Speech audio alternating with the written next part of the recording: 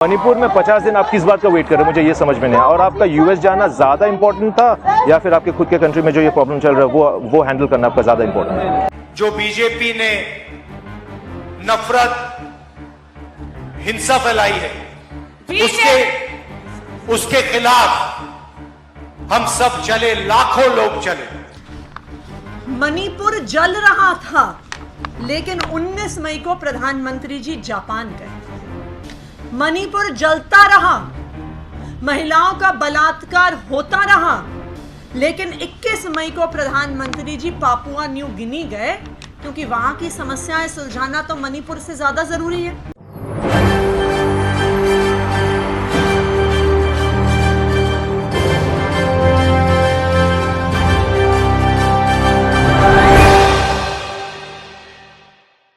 नमस्कार, मैं दौलत शर्मा और आप देखना शुरू कर चुके हैं SPN9 न्यूज़। बात करते हैं मणिपुर की। मणिपुर लगभग 90 दिन जो हैं होने वाले हैं।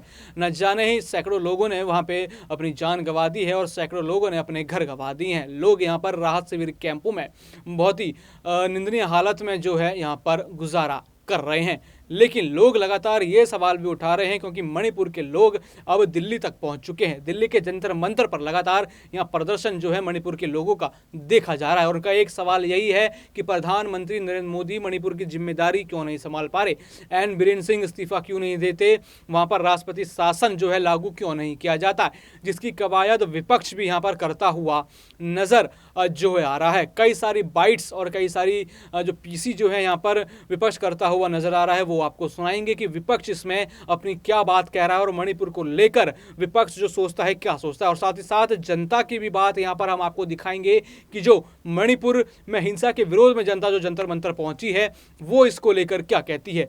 आप क्या जवाब देंगे? मणिपुर में 3 मई से ऐसी हिंसा चल रही है। वहां पर मारकाट, हिंसा, लोगों पर गोलियां चलाना, उनके गले काटना, महिलाओं का बलात्कार करना, यह सब 3 मई से चल रहा है। और हमारे देश के प्रधानमंत्री नरेंद्र मोदी जी 3 मई से क्या कर रहे हैं? हमारे प्रधानमंत्री नरेंद्र मोदी जी 3 मई से दुनिया का दौरा कर रहे हैं। मणिपुर जल रहा था, लेकिन 19 मई को प्रधानमंत्री जी जापान गए। मणिपुर जलता रहा, महिलाओं का बलात्कार होता रहा, लेकिन 21 मई को प्रधानमंत्री जी पापुआ न्यू गिनी गए, क्योंकि वहां की समस्याएं सुलझाना तो मणिपुर से ज्यादा जरूरी है। 22 मई को प्रधानमंत्री ऑस्ट्रेलिया गए, 20 जून को अमेरिका गए, 24 जून को इजिप्ट गए, 13 जुलाई को फ्रांस गए, 15 जुलाई को UAE गए, लेकिन प्रधानमंत्री नरेंद्र मोदी जी को मणिपुर जाने का समय नहीं मिल रहा। यहां तक कि मणिपुर से एक आया हुआ डेलीगेशन 10 दिन तक प्रधानमंत्री से मिलने का इंतजार करता रहा, लेकिन प्रधानमंत्री जी विदेश चले गए और प्रधानमंत्री जी मणिपुर से आई उस डेलीगेशन से मिले भी नहीं।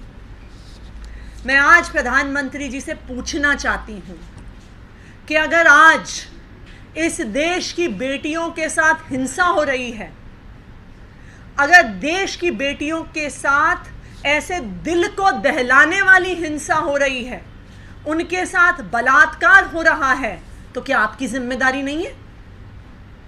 क्या कर रहे थे प्रधानमंत्री नरेंद्र मोदी जी? क्या कर रहे थे गृह मंत्री अमित शाह? क्या कर रहे थे मणिपुर के चीफ मिनिस्टर बीरेन सिंह?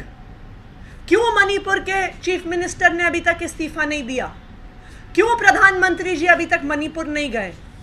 क्यों प्रधानमंत्री जब 3 मई से मणिपुर जल रहा है तब से 8 देशों का दौरा लगाने का उनको समय मिल गया, लेकिन मणिपुर जाने का उनको समय नहीं मिला?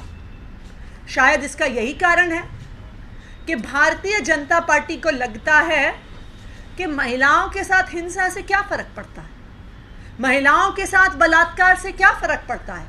भारतीय जनता पार्टी के पास तो खुद ही अपनी पार्टियों में बलात्कारियों की इतनी लंबी लिस्ट है चाहे वो कुलदीप सिंह सेंगर हो, चाहे वो गुजरात के मंत्री रूरल डेवलपमेंट मंत्री अर्जुन सिंह चौहान हो, चाहे वो मध्य प्रदेश के भारतीय जनता पार्टी के नेता किशन राय का बेटा ध्रुव राय हो, या वो अभी न्यूज़ में रहे बृजभूषण शरण सिंह हो, या वो शांतिलाल सोलंकी हो, भारतीय जनता पार्टी में ऊपर से लेके नीचे तक महिलाओं से हिंसा करने वाले, महिलाओं से दुर्व्यवहार करने वाले और महिलाओं का बलात्कार करने वाले नेता भरे हुए हैं।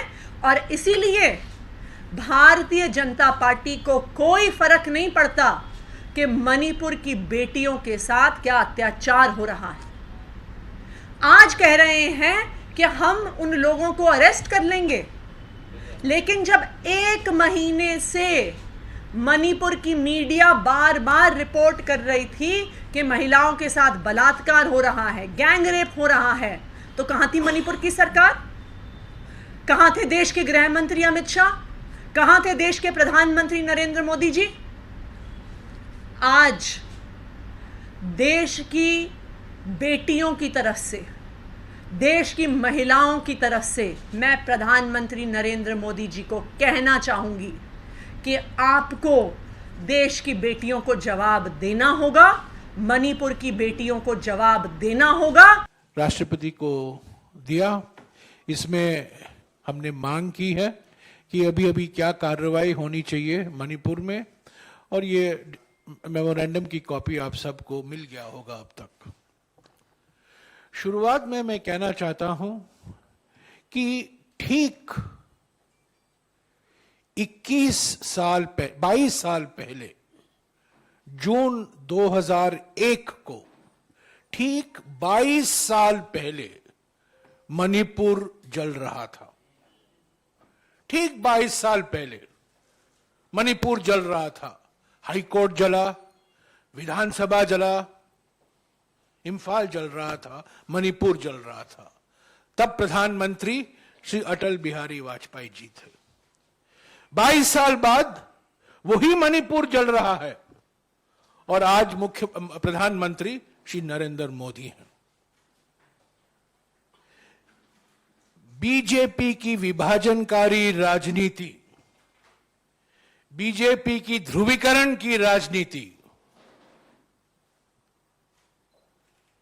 मणिपुर को जलाया था 2001 में और अभी जला रहा है 2023 में। जब मणिपुर जल रहा था, प्रधानमंत्री और गृह मंत्री व्यस्त थे कर्नाटक के चुनाव में। 3 मई से मणिपुर जल रहा है, लोग मारे जा रहे हैं, तनाव है, हिंसा है, अशांति है, पर इनको कोई परवाह नहीं था। तब से हम मांग कर रहे हैं कि केंद्र सरकार की ओर से सख्त से सख्त कार्रवाई हो। और आज मैं हमारे मणिपुर के वरिष्ठ नेताओं से गुजारिश करूंगा कि वो आपको संबोधित करें कि क्या हमारी मांग है। हम जानते हैं कि आज गृह मंत्री इम्फाल में है, मणिपुर में है, कल रात को इम्फाल गए थे और आज और कल वहां रहेंगे। उसके बारे में भी हमारे पीसीसी अध्यक्ष और सीएलपी लीडर इबोबी सिंह जी आपको कुछ बताएंगे। पर जो मेमोरेंडम आपके पास है, जो हमारे अध्यक्ष खरगे जी ने राष्ट्रपति को आज सुबह सौंपा था, उसमें आप देखेंगे 12 पॉइंट है, 12 बिंदु हैं। ये एक 12 पॉइंट का एक्शन प्लान है कांग्रेस पार्टी की ओर से, ताकि फिर से मणिपुर में शांति, सद्भावना वापस लौट आए। मैं आपको याद दिलाना चाहता हूं साथियों कि 2001 के हिंसा के घटना के बाद फरवरी 2002 में इबोबी सिंह जी मणिपुर के मुख्यमंत्री बने। 15 साल वो मुख्यमंत्री रहे लगातार। लगातार 15 साल मुख्यमंत्री रहे, ऐसी घटनाएं नहीं हुई। विकास का रास्ता, सद्भावना का रास्ता मणिपुर का रास्ता था। आज वो सब जल रहा है। तो जैसा कि आपने सुना कि यहाँ सभी पार्टियां, चाहे आम आदमी पार्टी हो, चाहे वो कांग्रेस पार्टी हो, चाहे मणिपुर की जनता हो जो दिल्ली पहुंच चुकी है, जो हिंसा का विरोध कर रही है, प्रधानमंत्री नरेंद्र मोदी से जवाब मांग रही है कि मणिपुर पर आपको जवाब देना होगा, या तो आप इस्तीफा दे दीजिए या फिर यहाँ पे आप राष्ट्रपति शासन लागू कर दीजिए, क्योंकि एन बीरेन सिंह यहाँ पर अपनी जिम्मेदारी नहीं संभाल पा रहे हैं। केंद्र में भी बीजेपी, राज्य में बीजेपी, तो यहाँ पर हालात क्यों नहीं संभल रहे? यह बड़ा सवाल अमित शाह से भी पूछा गया है, यह बड़ा सवाल प्रधानमंत्री नरेंद्र मोदी जी उनसे भी जो है पूछा गया है कि अगर आप स्थिति नहीं संभाल पा रहे तो राष्ट्रपति शासन जो है लागू कर दीजिए और इस्तीफा दे दीजिए। और इसी को लेकर ही संसद में जो है लगातार हंगामा आप देख रहे होंगे कि मच रहा है। और यहाँ पर अब आखिरी जो है हफ्ता यहाँ पर जो है कार्रवाई का आने वाला है। संसद यहाँ पर समाप्त होगी, आखिरी सप्ताह चल रहा है और इस आखिरी सप्ताह में भी हंगामा देखने को मिल सकता है, जिसमें मणिपुर को लेकर यहाँ पर बीजेपी पूरी तरीके से घिर चुकी है। पक्ष विपक्ष उनको घेर चुका है। और बात अगर पक्ष विपक्ष करें तो अगर उसको एक बार साइड में रखें क्योंकि वो राजनीति की बात है, लेकिन जनता क्या मांग कर रही है? जनता तो यही मांग कर रही है कि प्रधानमंत्री जी अब बहुत कीजिए, अब तो या तो मणिपुर पर बयान दीजिए, मणिपुर के हालात सुधारिए, या फिर आपको यहाँ इस्तीफा देना होगा, या फिर यहाँ पर राष्ट्रपति शासन के ऊपर कोई जल्दी फैसला लेना होगा, क्योंकि मणिपुर के हालात लगातार यहाँ पर खराब होते जा रहे हैं। 90 दिन हो चुके हैं लेकिन हिंसा रुकने का नाम नहीं ले रही। तो दर्शक भी कमेंट करके बताएं कि वो इस मणिपुर के मामले पर क्या सोचते हैं। क्या राष्ट्रपति शासन यहाँ पर लागू होना चाहिए? क्या बीजेपी यहाँ पर पूरी तरीके से फेल हो गई है? और भी ऐसी खबरें जानने के लिए देखते रहिए SPN9 न्यूज़। धन्यवाद।